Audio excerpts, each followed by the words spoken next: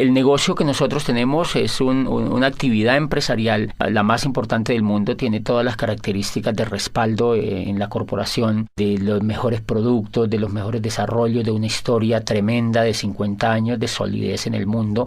Luego, ese no es el mayor problema en un tipo de negocios como esto.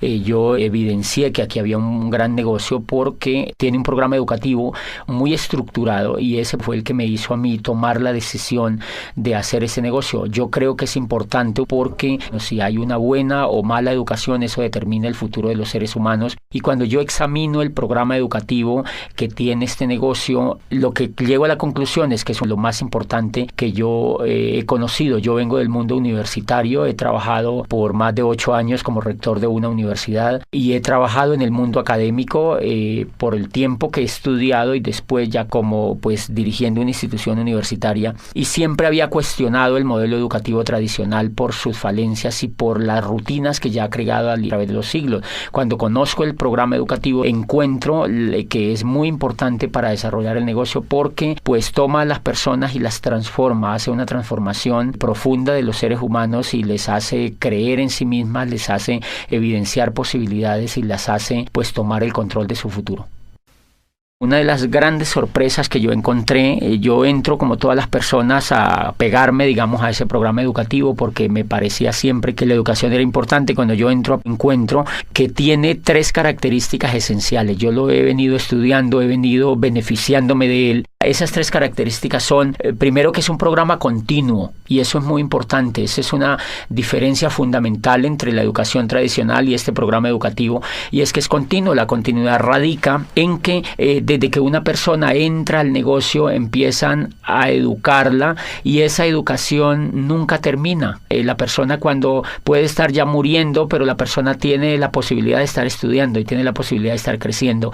Eso es fundamental. ¿Por qué es fundamental? Porque el modelo educativo tradicional es un modelo que no es continuo. Las personas estudian carreras y terminan las carreras y cultural y psicológicamente esas personas creen que están ya acabadas, que son productos terminados, y difícilmente ellas creen que tienen que seguirse educando hacia el futuro. Normalmente terminan las carreras y las personas salen a buscar qué hacer, pero no hay la concepción profunda de que tienen que educarse durante toda la vida. Aquí de entrada el programa educativo nunca le dicen que es por 3 años, a nadie le dicen que por 6 meses, a nadie le dicen que es por 5 años y a nadie le dice que se va a graduar, porque lo que se busca es el éxito, es el crecimiento de las personas. Y esa característica me parece que es muy importante porque en 1991 en Colombia, el gobierno de Colombia reunió a un grupo de sabios que se llamó precisamente la Comisión de Sabios para la Educación, la Ciencia y el Desarrollo, y de esa Comisión de Sabios hizo parte Rodolfo Ginás, que es uno de los grandes genios que tiene Colombia en la medicina.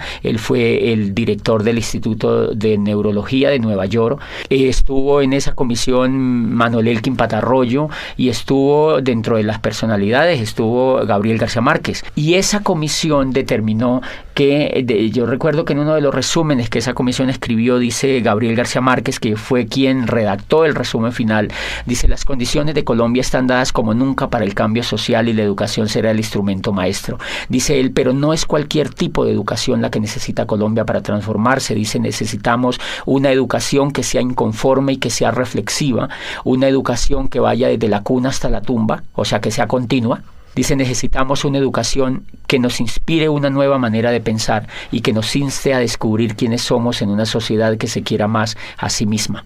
Y eso es fundamental porque en el año 2001, yo estaba viviendo en Europa y un día en la ciudad donde yo vivía bajé a comprar el periódico y encontré que había un aviso donde requerían un empleado para una multinacional y decía: se necesita gerente de recursos humanos para una empresa en el norte de España. Y a mí me emocionó ese aviso porque yo creía tener posibilidades para aplicar. Cuando yo veo en ese aviso decía abajo: no mayor de 29 años. Entonces, ¿qué es lo que está haciendo eso? Lo que está haciendo ahí es que están limitando a las personas y creen que las personas, por no tener menos de 30 años, no son competentes para una empresa. O sea que están reciclando a la gente. La industria, uno de los pecados de la era industrial es que recicla a las personas, porque cuando ya no tienen las habilidades de la juventud las desecha, y en ese sentido es porque el modelo educativo no es continuo. Si el modelo educativo fuera continuo, la empresa entendería que la persona, en la edad que tuviera, pues tendría las habilidades más despiertas y podría ser más productivo para la empresa. Pero como la empresa sabe que la persona ha terminado la carrera a los 21 años, entonces ya quiere que la persona trabaje esos 5 años, donde está el mayor auge de entusiasmo, trabaje para la empresa. Cuando ya va llegando a los 30 años, la empresa ya cree que esa persona no es competitiva. He visto personas de 50, 60 años estudiando libros y volviendo a tener esperanza en que ellos pueden hacer algo importante en su vida, y eso lo logra la educación. José, cuéntanos por qué hay personas que no pueden tomar el programa educativo tan fácil o tan rápido como otras. En muchos casos es porque los líderes no los promueven lo suficientemente.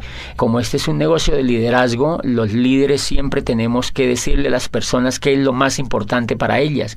Y entonces pueden haber varias fallas. Una, que los líderes no están lo suficientemente comprometidos con lo esencial que tiene un negocio como estos, y es la educación. Y la segunda cuestión es que hay personas que definitivamente no quieren educarse, porque la educación es un asunto voluntario. La educación está allí para que la gente la tome, así como el éxito, así como el progreso, así como la abundancia, así como la posibilidad de avanzar en la vida es una opción. La educación también es una opción. Por fortuna estamos en un país donde pues las personas optan por educarse o no, donde todo es libre, y entonces aquí también ese es un elemento importante. Hay personas que no creen que sea importante para ellos, y ahí hay un tema de conciencia que hay que respetarlo. Una segunda característica que tiene ese programa educativo y que me parece definitiva es que es coherente. La primera característica es continuo, la segunda es que es coherente. La razón número uno, la cual me sorprendió a mí, es que los maestros que educan en el negocio tienen el resultado en la mano. Diferencia fundamental con el modelo educativo tradicional. El modelo educativo tradicional, no siempre o casi nunca los que educan tienen el éxito. Entonces, a mí me sorprendió ver que yo fui a un seminario y los que me hablaban en ese seminario eran diamantes. O sea, eran libres financieramente, y ellos me estaban enseñando a mí a ser libre financieramente. Entonces, obviamente, cuando yo escucho a alguien que tiene el resultado, eso me da confianza, eso me da fe, porque ella es una persona que tiene las mismas capacidades que yo, y entonces yo creo que yo también lo puedo lograr. Y eso en educación, desde el punto de vista pedagógico, es determinante, que la persona que eduque a otros tenga los resultados de éxito que está transmitiendo a las otras personas. Yo, cuando conocí el mundo universitario, me daba cuenta que habían profesores, por ejemplo, que enseñaban administración de empresas y nunca habían tenido ninguna empresa. Entonces le enseñaban a los estudiantes a montar empresas, pero ellos jamás habían tenido la oportunidad de tener una empresa, ni nunca la querían tener además. Y entonces encuentras tú profesores de finanzas, por ejemplo, que enseñan finanzas a los estudiantes y ellos están quebrados financieramente. Yo recuerdo una vez cuando yo estaba trabajando en el mundo universitario, entrevisté a un profesor y él daba macroeconomía, y entonces yo le pregunté, bueno, tú que sabes tanto de la economía, tú debes estar muy bien económicamente, y me dijo, no, yo la verdad no estoy bien económicamente, tengo muchas deudas, tengo problemas financieros, pero es que eso hace parte de la microeconomía y yo lo que enseño es macroeconomía. O sea que es una cosa bastante interesante, y eso tiene mucho que ver con la incoherencia. Nuestro modelo educativo tradicional definitivamente se volvió muy incoherente, y entonces tú encuentras profesores que enseñan éxito, que hablan de éxito, pero ellos no lo tienen, que hablan de dinero, pero ellos no lo tienen, que hablan de empresas, pero ellos no lo tienen. Y entonces ese es uno de los fracasos importantes del modelo tradicional. ¿Por qué? Porque los muchachos, como tienen ese espejo en sus profesores, ellos terminan duplicando a sus profesores, y eso empieza a generarse una ola de pobres que educan a pobres, de pobres que educan a pobres, que se educan entre los pobres, y todos terminan siendo pobres. Entonces por eso tú encuentras gente que les cuesta tener resultados financieros importantes, porque el reflejo y el espejo que ellos han tenido durante todas sus carreras por 20, 30 años de estudio ha sido de incoherencia. Y me hace acordar de una historia bellísima que leí en pedagogía alguna vez de un muchacho que quería estudiar cacería de dragones, era en Oriente, y él había encontrado que existía, pues la mayor necesidad de esa región era atacar la plaga de los dragones que lo infestaban todo. Entonces su padre lo lleva donde el maestro Lin, que era el más dotado en este tema de cazar dragones,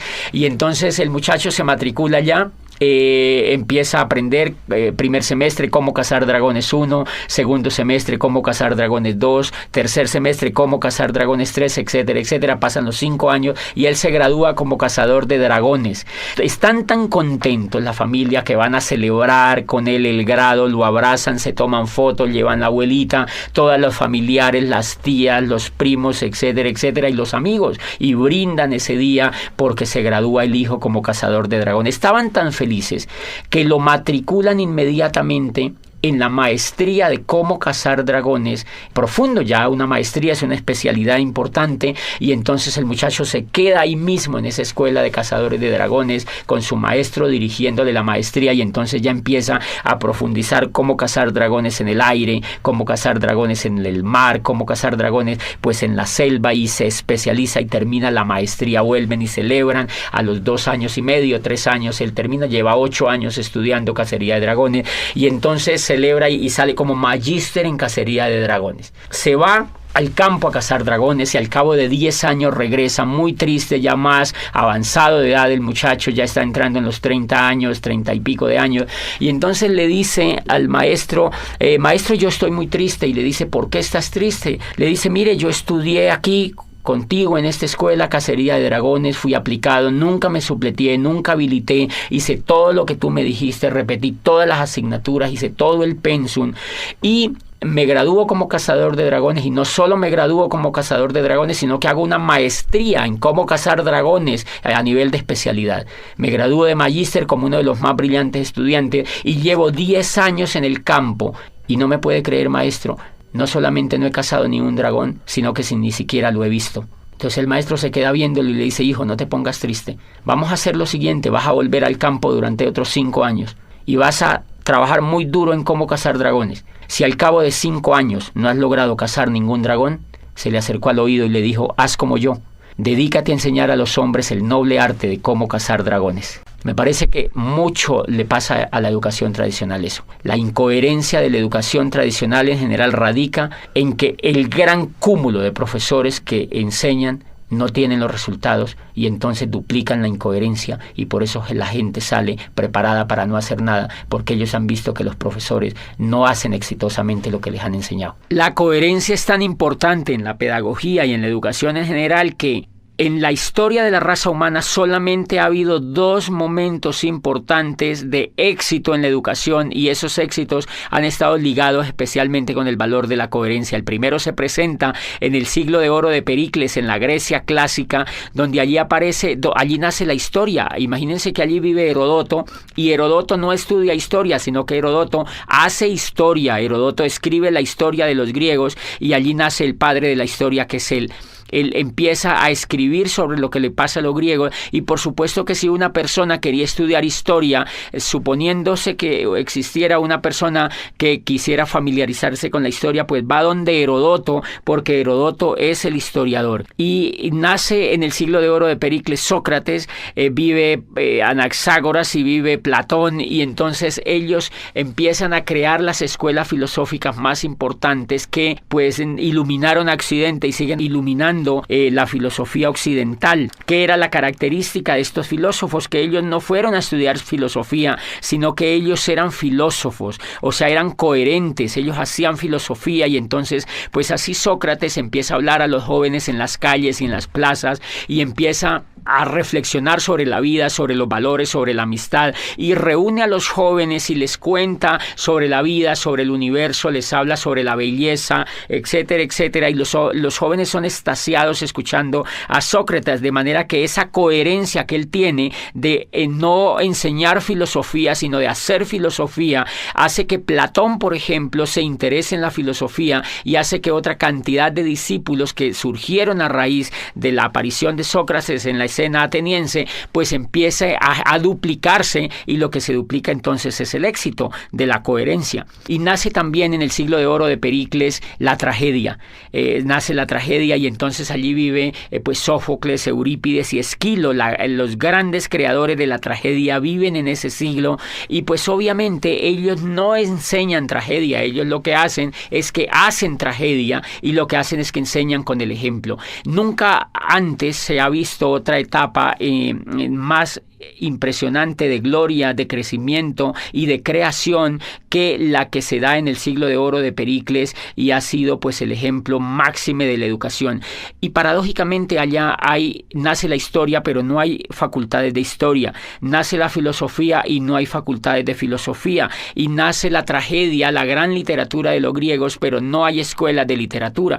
Entonces lo que hay son hechos concretos, hay maestros que hacen las cosas, y otros, si las quieren aprender, pues las aprenden realmente de los que saben. Y eso es tan importante que el otro momento que se presenta en el siglo XVI, prácticamente arrancando el siglo XVI, y es en lo que llamamos el Renacimiento. Allí, en la Florencia renacentista, se da otro milagro de la educación. Allí aparece el arte, aparece otra vez la filosofía renacentista, aparece el descubrimiento de las leyes físicas y de las leyes químicas, y aparece el renacimiento de la política, de la democracia con Maquiavelo. Aparece el planteamiento de teorías políticas que nunca se habían escuchado, básicamente en lo que plantea Maquiavelo, y aparece en el arte Miguel Ángel Buonarroti, aparece Tiziano, aparece Botticelli, y ninguno de ellos va a las escuelas de arte, sino que ellos van al taller de Verrocchio, van donde hay maestros pintando, donde hay escultores, donde hay realmente personas que son coherentes con el arte, y pues ellos han sido los grandes creadores del Renacimiento, la gloria, el espejo, todo el ejemplo que tuvimos hacia adelante en el tema del arte en Occidente. Por ejemplo, fíjense que toda esa coherencia hace que Newton defina su rol sobre la ciencia y desafíe los conceptos que se habían creado a raíz de las creaciones anteriores en el tema de la física. Y lo que se da en ese siglo, en ese siglo del Renacimiento, prácticamente en esa etapa, es que existen personas que son coherentes entre lo que piensan y entre lo que hacen. Nunca antes ni nunca después se presentó otro milagro de la educación tan impresionante como se dio en el Renacimiento y en el siglo de oro de Pericles. Y el último pilar que tiene este negocio es que es humanista. Y el humanismo radica en que el centro de todo el modelo educativo es el ser humano. No es el conocimiento, no es el horario, no son los útiles, no son los maestros, no son los esmeraldas ni los diamantes. Es el centro de todo el ser humano, es la persona que viene a educarse. Entonces, 1, le respetan hasta la decisión de si se educa o no. 2, le respetan hasta cuándo quiere educarse. 3, le respetan el tiempo, porque el programa educativo no tiene horarios. Lo hace la persona en su casa, lo hace cuando se levanta, lo hace cuando se acuesta, lo hace al mediodía. No tiene un horario como hace el programa educativo tradicional, que levanta a los niños a las 5 de la mañana para que se vayan a la escuela y le viola el sueño, le viola la esencia misma de las personas, que es el descanso. Los llevan a estudiar desde la madrugada a los niños con unos horarios determinantes que ellos no han escogido. Entonces el centro en este negocio del programa educativo, y por eso lo hace humanista, es el ser humano, no el conocimiento, no el intelecto, no los libros, no los profesores, no los horarios, sino el ser humano. El ser humano como centro educable hasta el final de los días. Como lo respeta como ser humano, sabe que el ser humano puede crecer desde que está con uso de razón hasta que muere. Y eso es un modelo completamente humanista. El humanismo radica, siempre que se mide un modelo humanista desde la pedagogía, se mide dónde está el ser humano y cómo se le respeta. Este modelo educativo lo que hace es crearle a la persona una inteligencia superior desde lo emocional, le genera esperanza, le genera valores, le genera principios, y todo lo orientado a la educación está basado en los valores intrínsecos del ser humano, ni siquiera en el intelecto, sino en los valores intrínsecos del ser humano. José, ¿qué diferencia hay entre el modelo educativo tradicional y el programa que estamos desarrollando en este negocio? Bueno, fuera de esas diferencias que son monumentales, Son diferencias como, por ejemplo, que el modelo educativo tradicional se enfoca en la educación intelectual. Y resulta que los grandes descubrimientos que se han hecho en la pedagogía apuntan a que el éxito de las personas en la vida no está basado en el intelecto, sino en la emoción. Entonces, una diferencia nuclear del programa educativo es que no educa el intelecto, sino que educa la emocionalidad. Hay una obra de Daniel Goleman que se llama Inteligencia Emocional, es un profesor de Harvard y fue uno de los primeros estudios serios que se hicieron recientemente sobre el tema de la educación emocional, y empezó la pedagogía a darse cuenta que la educación emocional era mucho más importante que la educación intelectual. Me explico. Si nosotros observamos, por ejemplo, escuchando o leyendo, cuando uno lee lo que escribió Einstein, por ejemplo, dice Einstein que es más importante la imaginación que el conocimiento. Lo que lleva a Einstein a descubrir la teoría de la relatividad es la emoción, no es lo que él sabía de física. Es la emoción, es el deseo de hacer algo nuevo, es el deseo de descubrir una teoría nueva, era el deseo de superar al maestro que había antes que él. Lo que lleva, por ejemplo, a Newton a descubrir la teoría, la gravedad, todo el tema de la gravitación, es porque él quiere progresar frente a lo que había antes. Lo que lleva a Galileo Galilei a perfeccionar el telescopio de Hans Lippershey y ver las estrellas y decirle al mundo que el centro del universo no era la Tierra, que estaban equivocados y que llevaban 2000 años equivocados, fue el deseo de superar a Ptolomeo, que había existido miles de años antes y que habían educado a la gente con un paradigma que Galileo cree que es falso y lo demuestra. Entonces, fíjense que allí prácticamente no hay juego de intelecto, lo que hay es un juego de emocionalidad. Y si uno examina, es el deseo de superar, es el deseo de traspasar las barreras, es el mismo deseo que tiene el atleta olímpico de superar la barrera de los 100 metros, es el mismo deseo que tiene el ciclista de correr el Tour de Francia y ganarle al otro, es el mismo deseo del Guinness Record de superar. O sea, el ser humano desde que está en la faz de la tierra siempre ha tenido el deseo de ser mejor, el deseo de crecer. O sea que lo que impulsa a los seres humanos no es el intelecto, es la emoción, y paradójicamente la emoción es la que no se educa. La emoción no se educa ni desde la casa, o más bien se deseduca.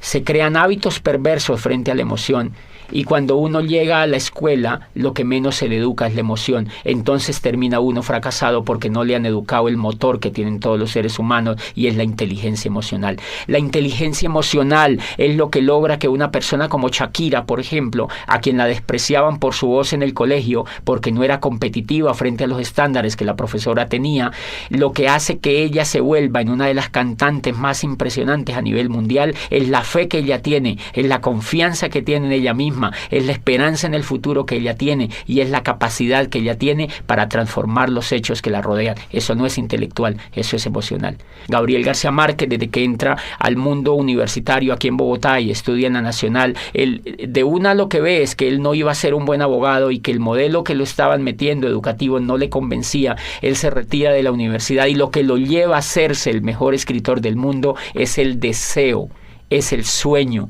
es la capacidad de querer progresar y la capacidad de creer en sí mismo. Y ahí hay un elemento fundamental que se llama la capacidad de soñar.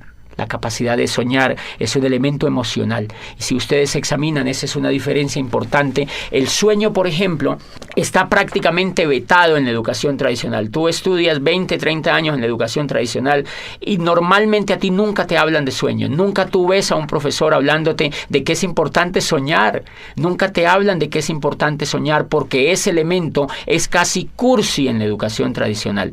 Y si tú examinas todo el progreso de la historia de la raza humana, tú encuentras que los únicos que han transformado el universo han sido los soñadores. Entonces, si los soñadores han sido los que se inventaron la física, la química, la matemática, la astronomía, la música, la literatura, los que han dado los grandes avances han sido los soñadores, ¿por qué la educación no habla de sueños? ¿Por qué el sueño está prácticamente vetado? Y a uno no le hablan de sueños en la educación tradicional, a uno le da el sueño. Pero realmente allá nunca ve uno, en general uno no ve profesores soñadores. Y me llama la atención eso porque uno de los elementos importantes, la diferencia de los seres humanos con los animales, es que los seres humanos se difieren en que los seres humanos somos soñadores. Los animales no sueñan. Los animales vienen programados genéticamente para repetir lo mismo que ha hecho su especie a través de miles de años.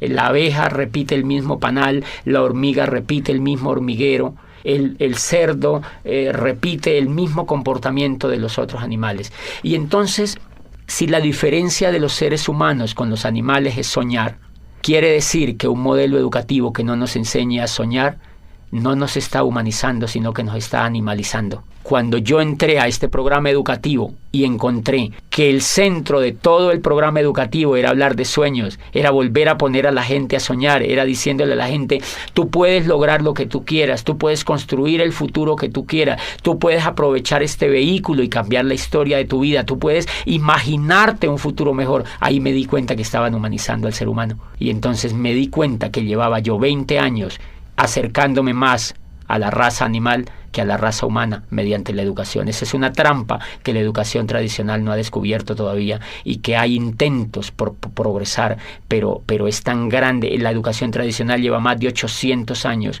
haciendo lo mismo y no la han cambiado prácticamente ni un ápice. De manera que hay que entenderla, es un modelo muy complicado de cambiar, pero nosotros podemos hacer cosas por los demás y yo pienso que la labor que está haciendo el modelo educativo de este negocio pues es impresionante, porque en lugar de cuestionar lo que ya hay, hacemos realidades los sueños de muchas personas con una herramienta que es verdaderamente revolucionaria desde allí. Y los sueños son emocionales, ese es un elemento. Otro elemento como ejemplo es la confianza. Si tú te das cuenta, los Estados Unidos de América en estos momentos han entrado en una recesión. ¿Qué es la recesión? Carencia de confianza en la economía.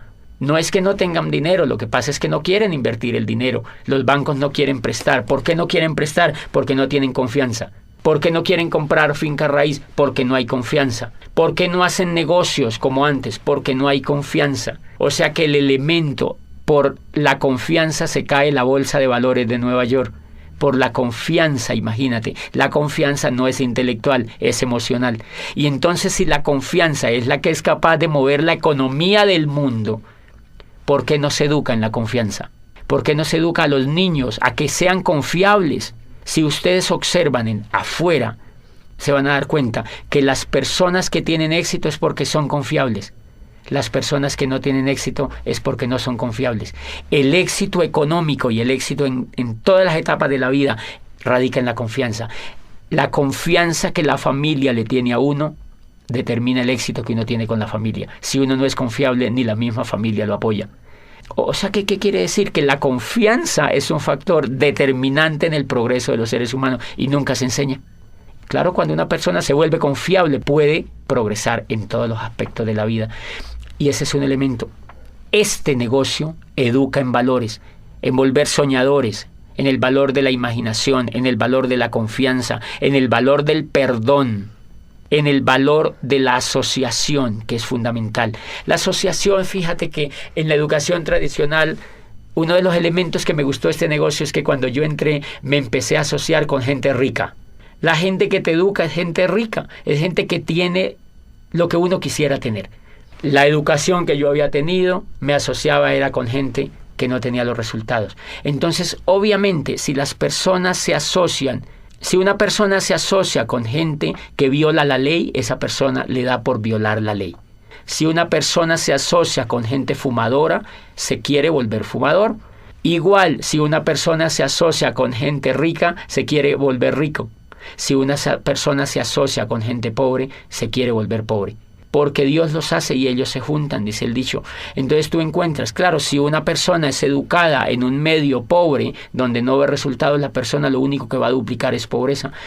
Este modelo de negocio tiene la facultad de asociar a las personas con gente que tiene resultados de abundancia y entonces eso se pega en las otras personas. Por eso crea como una especie de ambiente donde hay muy fácil la posibilidad de la duplicación, porque las personas siempre están viendo resultados y siempre están viendo posibilidades y siempre están viendo coherencia y siempre están viendo progreso. Otro elemento importante es que cuando uno se asocia en este negocio, uno encuentra gente que no se queja, gente que no habla de pobreza, gente que no te habla de crisis, gente que no te habla de fracaso, gente que no te habla de pérdida. Acá siempre te van a hablar de ganancia, de prosperidad, de abundancia, de riqueza, de amistad, de perdón, de valores, de familia, de crecimiento. Entonces, obviamente, si te están hablando todo el tiempo de eso y tú lo vives, a ti eso se te va pegando y te dan ganas de ejercerlo en tu vida. ¿Tú consideras que este programa educativo es importante para un negocio multinivel? Sí, totalmente definitivo. Y una de las diferencias que tiene, digamos, montar un negocio de network marketing con montar un negocio tradicional es que el que monta un negocio tradicional, primero, en la universidad no le han enseñado actitudes de ser empresario. La diferencia entre una persona que es empresaria y alguien que no es empresaria es la actitud. Por ejemplo, la persona que nunca ha sido empresaria, no importa que haya estudiado administración o que haya estudiado negocios, es que esa persona normalmente viene llena de miedo. A ella le da miedo arriesgarse, y el riesgo es emocional. Como nunca ha sido educada en emoción, no ha tenido inteligencia emocional alrededor de su educación en general, esa persona vive llena de miedo. Por eso se ha ido a estudiar una carrera, porque la persona no realmente, si quisiera ser empresaria, creo yo que no se iría a hacer una carrera, porque si usted examina, los más grandes empresarios del mundo no han estudiado carreras. Para ser empresario no se requiere información intelectual, se requiere tener valores de empresario, y eso no lo enseñan en el sistema educativo tradicional. Todo el negocio aquí es quitarse el miedo.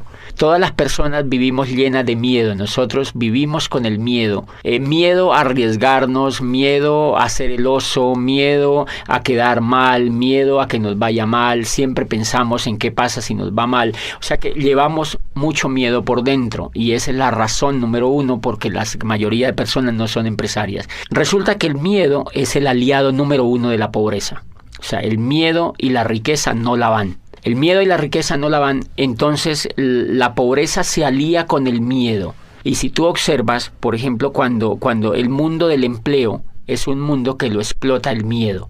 ¿Por qué uno se vuelve empleado? Yo fui empleado durante 8 años. ¿Y por qué no era empresario? Porque me daba miedo. O sea, que yo era empleado era porque no podía hacer otra cosa. Cuando este programa me educa y me saca el miedo, a mí se me ocurre lanzarme a ser empresario. Entonces, ¿por qué es importante el programa educativo? Porque te va a sacar el miedo. El miedo siempre vive con uno. Lo que pasa es que el programa educativo lo minimiza, lo arrincona, lo manda a espectros donde uno no lo necesita. Y cada vez que uno se educa emocionalmente en ese negocio, el miedo se aminora. Los seres humanos en cuestiones con el miedo somos como un demaquillante. El demaquillante normalmente tiene mitad de agua y mitad de aceite. Entonces, normalmente nosotros salimos de las carreras o llegamos a la vida así, con mitad de miedo y mitad de coraje. Pero normalmente el miedo gana, porque es más fácil no hacer las cosas que hacerlas, obviamente. Entonces, lo que hace el programa educativo es que nos agita. Hagan de cuenta que se agita ese demaquillante, y el miedo se mezcla con el coraje. Y entonces, como el miedo se mezcla con el coraje, no nos puede ganar. Y entonces uno sale y da un plan, uno va y muestra los productos, uno va y hace un auspicio, uno hace algo en el negocio. Y cuando uno se ha dado cuenta, nos hemos dado cuenta que cuando uno deja de escuchar el programa educativo, deja de educarse emocionalmente, vuelve y se aparta el miedo, y vuelve el coraje, se aparta, y entonces uno para de hacer el negocio. O sea que todo el negocio en los seres humanos consiste, para ser empresarios, en quitarnos el miedo. Y por eso es importante, porque las personas llegan pues llenísimas de miedo, y eso es lo que va ocurriendo en la mente de la gente. Cuando la gente se empieza a quitar el miedo, empiezan a sentir poder. Por eso es que yo no le recomiendo a ninguna persona que sea empleada que se salga de los empleos. Cuando inician el negocio, me preguntan, este negocio me parece muy bueno, yo me quiero salir del empleo, yo quiero dedicarme solo a esto. Yo le digo, prohibido. Porque esa persona no se ha sacado el miedo todavía.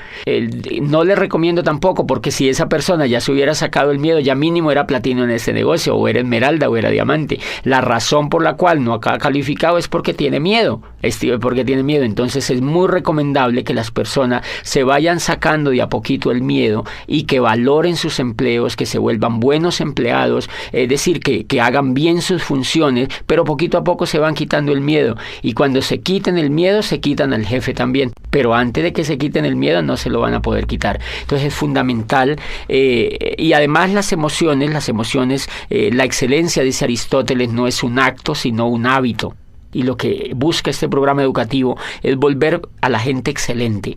Y entonces, ¿por qué hay que pegarse al programa educativo? ¿Por qué es importante para un empresario? Porque le va a quitar el miedo y porque le va a generar el hábito de la excelencia. Y eso no se genera en un día, tiene que generarse en un proceso.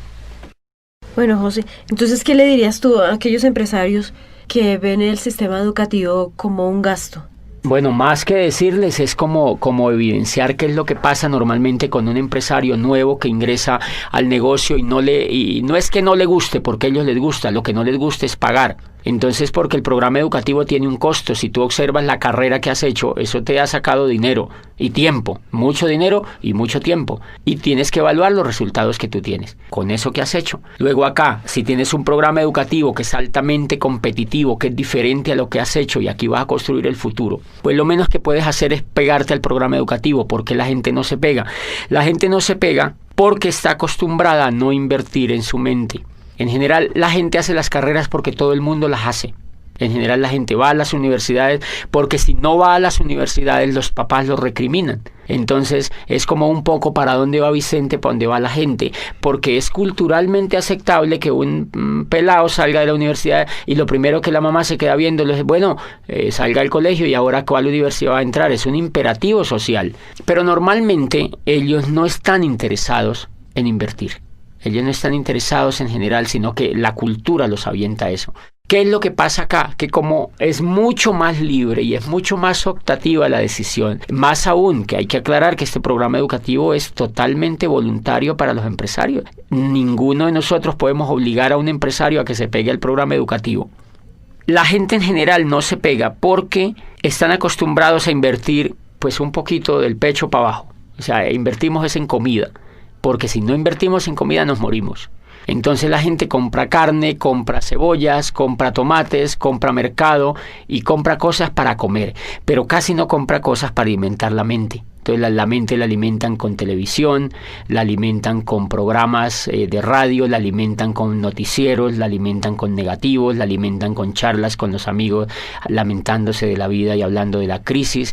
Entonces ese tipo de alimentación tiene muy negativizado al ser humano. Y claro, cuando ellos entran acá creen que eso no se puede cambiar porque es como un disco duro que ya viene grabado. Entonces las personas normalmente no se conectan por un hábito que tienen de no invertir en su mente. Entonces lo que uno tendría que ayudarles es a que ellos tomen el hábito de invertir en su mente, porque si no toman el hábito de invertir en su mente no hay absolutamente nada que hacer con una persona, porque yo creo que si una persona no se pega al programa educativo, pues tiene muchas dificultades en generar un negocio próspero. Puede hacer un negocio minorista, pero no puede hacer pues un negocio próspero. Entonces yo les recomiendo a todos los empresarios que se peguen al programa educativo y que hagan todo lo que les dicen sus líderes, sobre todo los líderes que ya tienen los resultados. José, ¿tú crees que una persona siendo profesional le sea más difícil entrar a este sistema educativo? Yo creo que eso depende mucho de la actitud de la persona empresaria que entra al negocio. Hay muchos casos de profesionales con una excelente actitud para educarse, pero tenemos montones de casos de profesionales que ven el negocio y son renuentes al conectarse al programa educativo. ¿A qué acuso yo esa renuencia? Creo que esa renuncia tiene que ver con lo que ellos creen que son. Como ya son médicos, como uno ya es abogado, como uno ya es ingeniero, entonces uno se cree producto terminado. Y ellos no tienen la culpa, ellos así los han hecho creer. Eso se lo ha hecho creer todas las décadas que llevan de estudio y los grados que les han dado. Entonces se creen productos terminados y creen que esto es un jueguito, que esto es una cosa allí pues como para decidirlo de manera sencilla. O sea, no creen que sea tan importante porque se creen productos terminados. Pero cuando ellos van, digamos que entra un ingeniero, yo he tenido casos de ingenieros civiles que me dicen, yo entro a eso y eso me gusta y yo sé que eso es espectacular como negocio. Y empiezan a dar planes, y empiezan a trabajar, empiezan a querer auspiciar, empiezan a querer construir el negocio y se frenan. Y vuelven a mí y me preguntan, no sé qué es lo que me pasa. Lo que pasa es que yo voy donde la gente y me dice que no, yo a veces contacto a la gente y me dejan plantado. Y obviamente para un profesional de esos, pues un resultado de eso lo golpea. Cuando yo los escucho me dicen, no tengo resultado, yo le doy y le doy y le doy y no avanzo, entonces yo advierto muchas cosas. Él se empieza a dar cuenta de que le falta algo que él no sabía que le faltaba. Y es, por ejemplo, coraje, disciplina, perseverancia. Él se quiere rajar, por muy ingeniero que sea, él se quiere rajar al segundo mes. O sea que él en ese momento le está faltando inteligencia emocional. Él es buen ingeniero, pero como empresario no tiene inteligencia. Entonces, él en ese momento, antes de conectarse al programa educativo, él no se da cuenta que le falta la inteligencia emocional suficiente para ser empresario. Entonces, creo que esa es una de las razones. El sentirse producto terminado, fíjense que la ignorancia, decía Platón, no es un estado de escasez, sino un estado de llenura. Y entonces cuando uno es profesional, uno se siente lleno, uno se siente que se va a comer el mundo, uno cree que ya todo lo sabe. Entonces que nadie le puede venir a enseñar otra cosa. Y dice Platón, ese es el peor pecado que se comete frente al conocimiento, porque la ignorancia, dice, si fuera un estado de vacío, pues simplemente bastaría con llenarlo y se solucionaría el problema. Dice, pero como es un estado de llenura, lo que la persona tiene que vaciarse de todo lo que no sabe, de lo que cree que sabe, pero que no lo sabe, para que pues se vuelva un poco noble y empiece a aprender otras cosas. Entonces la dificultad radica allí cuando esa persona entienda que creo que es más con un estrelle que él se pegue cuando arranque el negocio y se da cuenta que la gente no le hace caso, que la gente que entra no quiere estar con él, que la gente que entra se raja y normalmente es por problemas de confianza porque no confían en él, es por problema de que no lo ven entusiasmado. Y todo eso es emocional, entonces él tiene que empezar a educar ese tipo de emociones si lo que quiere es hacerse esmeralda o diamante en ese negocio. Retomando un poco sobre lo que dijiste anteriormente, háblanos sobre la coherencia y la práctica.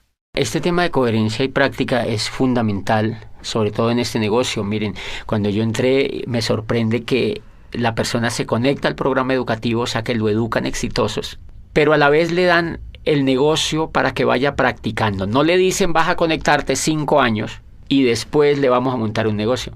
Eso sería repetir el esquema tradicional. Acá lo que le dicen es se va a conectar a un programa educativo y ya le montamos el negocio. Empiézalo a practicar. Entonces, ¿qué pasa? Que la persona cuando aprende y practica, aprende 2 veces. Y entonces esa persona tiene la posibilidad de aprender muy rápidamente, que es lo que creo que es una tremendísima falla pedagógica en el modelo educativo tradicional. Y es que a las personas se les hace ir, mire, si tú sumas, uno va al antejardín, al jardín, a la media vocacional, a la escuela, al bachillerato, y termina haciendo posgrados. Y si tú examinas durante esos 20 o 25 años, tú nunca has practicado nada. Entonces, en pedagogía existe un tema tremendísimamente desarrollado hoy en día que se llama la programación neurolingüística, y es que de acuerdo a al modelo de pensamiento en que tú estés enfocado, aprendes ciertas cosas o desarrollas ciertas habilidades o no. ¿Qué es lo que yo veo en la educación tradicional? Que como uno entra desde chiquitico hasta los 20 y pico de años, son 20 y pico de años en la educación tradicional, y el componente que existe es que uno no hace nada. Entonces, eso es una programación neurolingüística indirecta o casi directa. Como tú no haces nada durante 20 y pico de años mientras te estás estudiando, adivina qué aprendes a hacer. Nada. Y por eso es que después, ya cuando uno realmente empieza a aprender a hacer algo exitoso, es cuando ya está viejo o cuando ya está de mayor edad, porque ha pasado la mayoría del tiempo sin hacer nada. En cambio, una sorpresa tremenda en este negocio es que cuando la persona ingresa al negocio, le montan un negocio para que empiece a practicar. Entonces él ejerce el tema de aprender mediante el error. Aprende, practica y comete errores. Aprende, practica y comete errores. Entonces él mismo va viendo cómo es que él mismo tiene que superar los obstáculos, porque él mismo es el que está practicando. No otro por él, ni en piloto simulador, sino en la realidad. Él sabe que cuando raja a una persona, por ejemplo, es porque es mal comunicador en muchos casos. Él sabe que cuando contacta y no logra auspiciar a la persona es porque es un mal comunicador. Entonces aprende que él tiene que mejorar esa habilidad de comunicarse mejor, etcétera, etcétera.